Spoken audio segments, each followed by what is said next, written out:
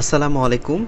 একাদশ শ্রেণীতে ভর্তির নীতিমালা ২০২৪ অলরেডি প্রকাশ হয়ে গেছে। কিভাবে কলেজে অ্যাডমিশন নিবেন এবং কত টাকা লাগবে, কত তারিখে অ্যাডমিশন শুরু হবে, এই বিষয়ে যাবতীয় তথ্য আমি তুলে ধরার চেষ্টা করতেছি। তো থাম্বনেল থেকে আমি মূল টপিকে চলে যাচ্ছি।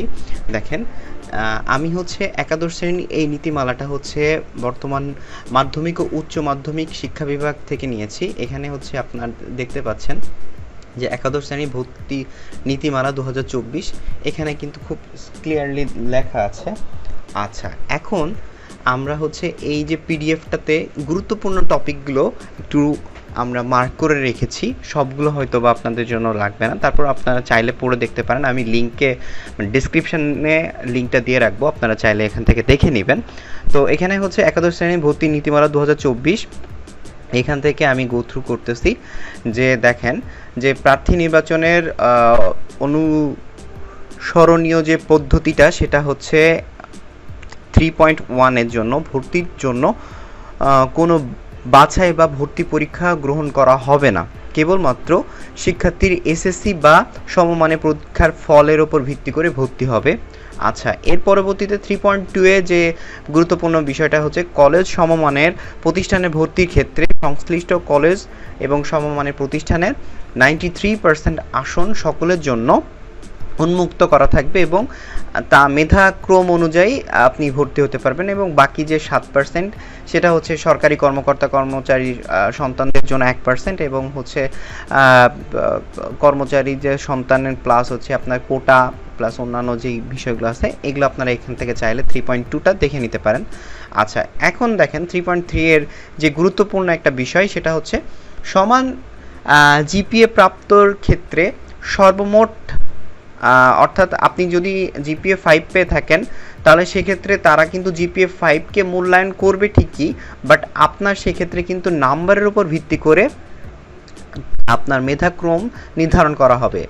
বাংলাদেশের মাদ্রাসা শিক্ষা বোর্ড এবং বাংলাদেশের কারিগরি শিক্ষা বোর্ড ও বাংলাদেশের উন্মুক্ত বিশ্ববিদ্যালয় এর ক্ষেত্রে গ্রেড পয়েন্ট ও প্রাপ্ত নম্বরের সমতুল্য করে হিসাব করতে হবে। তাছাড়া বিভিন্ন সালে গ্রেড পয়েন্ট ও প্রাপ্ত নম্বরের সমতুল্য করে হিসাব করতে হবে। আচ্ছা, এখন দেখেন যে 3.3.2তে যে একটা বিজ্ঞপ্তিটা লেখা আছে, যে বিজ্ঞান গ্রুপের ভর্তির ক্ষেত্রে সমান নাম্বার, অর্থাৎ আপনারও 1150, আপনার ফ্রেন্ডও 1150, মোট নাম্বার প্রাপ্ত মেধাক্রম নির্ধারণের ক্ষেত্রে সাধারণ গণিত, অর্থাৎ আপনি যদি সাধারণ গণিতে একটু বেশি নাম্বার কিংবা উচ্চতর গণিত কিংবা জীব বিজ্ঞানে প্রাপ্ত যে নাম্বারটা, সেটা কিন্তু আপনার যদি ফ্রেন্ডের থেকে একটু বেশি হয়, তাহলে আপনি কিন্তু ভর্তির জন্য আগে মনোনীত হবেন আপনার ফ্রেন্ডের থেকে। ঠিক একইভাবে আপনার ফ্রেন্ড যদি এই 3টা সাবজেক্টে আপনার থেকে একটু বেশি নাম্বার পেয়ে যায়, তাহলে কিন্তু আপনার ফ্রেন্ড আপনাদের সমান নাম্বার থাকা সত্ত্বেও কিংবা সমান সিজিপিএ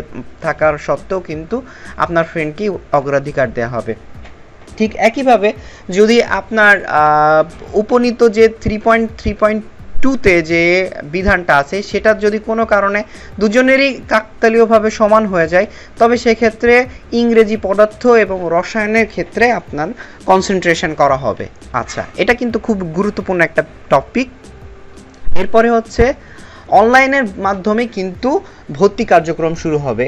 যে শিক্ষা বোর্ড কর্তৃক অনুমোদিত সকল শিক্ষা প্রতিষ্ঠানে একাদশ শ্রেণীতে ভর্তির জন্য অনলাইনের মাধ্যমে আবেদন করতে হবে। অনলাইনে আবেদনের জন্য যে ওয়েবসাইটটা সেটা www.exciclassadmission.gov.bd, এই ওয়েবসাইটের মাধ্যমে আপনারা কিন্তু আবেদন করতে পারবেন, এবং শিক্ষার্থীদের শুধুমাত্র অনলাইনে আবেদন করতে পারবে, কোনো অফলাইনে আবেদন করা যাবে না। এবং অনলাইনে আবেদনের ক্ষেত্রে 150 টাকা আবেদন ফি জমার সাপেক্ষে সর্বনিম্ন 5 টাকা এবং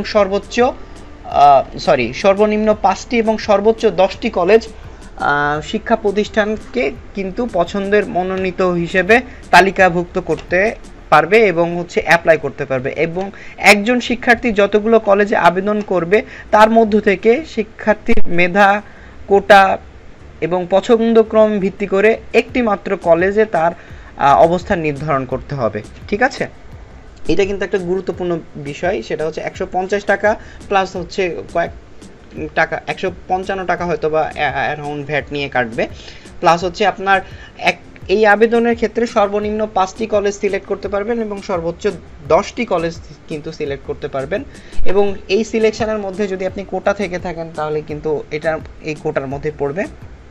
আচ্ছা, এছাড়া এই যে টপিকগুলো আপনারা চাইলে আপনারা এখান থেকে দেখে নিতে পারবেন। এরপরে আমি একটু স্ক্রল ডাউন করে মূল টপিকে চলে যাচ্ছি, সেটা হচ্ছে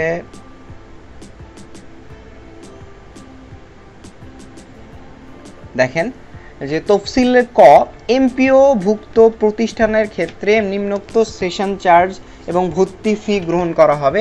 কত টাকা কোন জায়গা থেকে ভর্তি হবে সেটা দেখেন। ঢাকা মেট্রোপলিটনের মধ্যে মেট্রোপলিটন ঢাকা ব্যতীত জেলা এবং উপজেলা মফস্বল। আচ্ছা, ঢাকা মেট্রোপলিটন মানে হচ্ছে ঢাকা বিভাগের মধ্যে বাংলা ভার্সনের জন্য হচ্ছে 5,000 টাকা, ইংরেজি ভার্সনের জন্য 5,000 টাকা। মেট্রোপলিটন ঢাকা ব্যতীত অর্থাৎ যে সিটি কর্পোরেশনগুলো আছে প্লাস হচ্ছে আপনার যে বিভাগীয় শহরগুলো আছে সেখানে হচ্ছে বাংলা ভার্সনের জন্য 3,000, ইংরেজি ভার্সনের জন্য 3,000।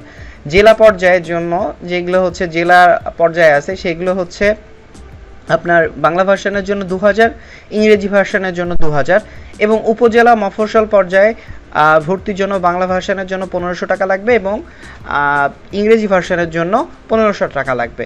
আচ্ছা, এর পরবর্তীতে তফসিল ক্ষয়ে সেটা হচ্ছে নন এমপিও, অর্থাৎ যেটা হচ্ছে এমপিও নয়, তার মানে হচ্ছে তাদেরকে কার্যক্রমের জন্য ঢাকা মেট্রোপলিটনে 7,500 টাকা এবং ইংরেজি ভার্সনের জন্য 8,500 টাকা। বাংলা ভার্সনের জন্য ঢাকা ব্যতীত অর্থাৎ বিভাগীয় শহরে 5,000 টাকা, ইংরেজি ভার্সনের জন্য 6,000 টাকা। জেলা পর্যায়ে হচ্ছে 3,000 টাকা, ইংরেজি ভার্সনের জন্য 4,000 টাকা, এবং উপজেলা পর্যায়ে বাংলা ভার্সনে 2,500, ইংরেজি ভার্সনের জন্য 3,500।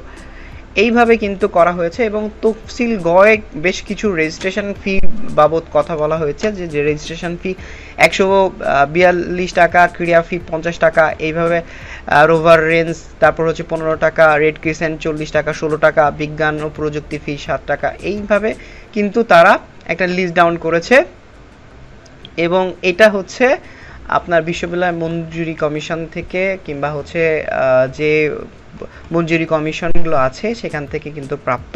সুতরাং আপনারা যারা একাদশ শ্রেণীতে ভর্তি হতে ইচ্ছুক এবং যারা ভালো রেজাল্ট করেছেন তারা সবার প্রথমে আগে 10টা কলেজ সিলেক্ট করবেন। তার পরবর্তীতে হচ্ছে আপনারা ওই কলেজে কতটুকু মার্ক লাগবে সেই মার্কের অনুযায়ী আপনারা হচ্ছে লিস্ট ডাউন করবেন। লিস্ট ডাউন করার পরে আপনারা চেক করবেন যে ওই কলেজে অ্যাভেলেবেল সিট আছে কিনা, এবং বিজ্ঞানের ক্ষেত্রে এবং হচ্ছে শিফট অনুযায়ী আপনারা চেক করে দেখবেন যে ওই কলেজে ওই শিফটের আপনার জায়গা ফাঁকা আছে কিনা। সো এইভাবে প্রত্যেকটা বিষয় আপনারা মাথায় রেখে অ্যাপ্লাই করবেন। অ্যাপ্লাই করলে আপনার হচ্ছে অ্যাপ্লাই প্রসিডিওরটা সম্পূর্ণ অনলাইনের মাধ্যমে, এবং এক্সআই ক্লাস অ্যাডমিশনে হচ্ছে এখনও এনজিনেক্স দিয়ে আছে। আচ্ছা, এটা হচ্ছে এখনও ভিজুয়ালি কানেক্টেড না, যেটা কিছুক্ষণের মধ্যে হয়তো বা কাজ করবে, এবং এনজিনেক্স যেহেতু কানেক্ট হয়ে আছে সো এনজিনেক্সের কারণে হয়তো বা কিছুক্ষণের মধ্যে এটা এনজিনেক্স ভার্সন দিয়ে দিলেই আপনার এই ভিজুয়ালাইজ হয়ে যাবে আপনার exiclassadmission.gov.vd। তো আপনারা এখান থেকে অ্যাপ্লাই করতে পারবেন। সো ভিডিওটি এই পর্যন্তই। ভিডিওটি ভালো লেগে থাকলে অবশ্যই সাবস্ক্রাইব করবেন, লাইক কমেন্ট শেয়ার দিয়ে অন্যদেরকেও সহযোগিতা করবেন। ধন্যবাদ সবাইকে। আসসালামু আলাইকুম।